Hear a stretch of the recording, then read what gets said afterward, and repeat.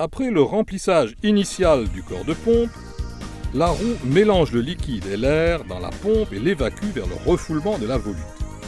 L'air est alors séparé du liquide qui, lui, par gravité, reviendra dans le fond du corps de pompe. Le liquide entourant la roue recircule à l'intérieur du corps de pompe, produisant une zone de basse pression à hauteur de l'œil de la roue. Cette différence de pression attire le liquide à pomper dans la tuyauterie d'aspiration. Cette opération s'effectue sans système d'amorçage annexe ou clapet de pied, occasionnant pour l'opérateur un surplus de maintenance et de réparation. Une vanne de chasse d'air et un clapet anti-retour de refoulement s'avèrent nécessaires lorsqu'il y a une hauteur géométrique de refoulement substantielle. Cette vanne de chasse d'air devra être montée entre la bride de refoulement et le clapet anti-retour.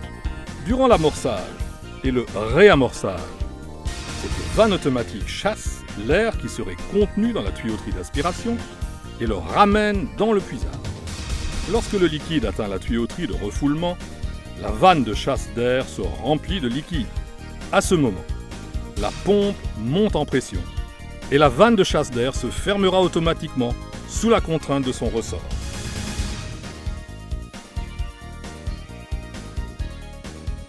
Après la fermeture de cette vanne de chasse d'air, le clapet anti-retour s'ouvre à son tour grâce à la pression de refoulement de la pompe.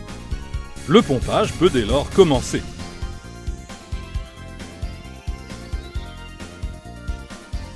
Lorsque la pompe s'arrête, le clapet anti-retour retient le liquide dans la colonne de refoulement et la vanne de chasse d'air s'ouvre dans l'attente d'un amorçage ultérieur.